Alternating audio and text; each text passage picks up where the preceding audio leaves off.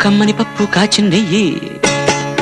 వేడి వేడి అన్నం మీద కమ్మని పప్పు కాచిందెయ్యి పప్పు తప్పడం కలిపి కొట్టడం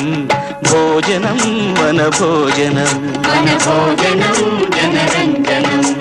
తల్లి తోడు పిల్ల మేక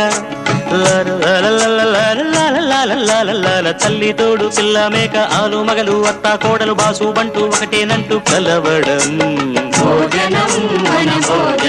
భోజనం వన భోజనం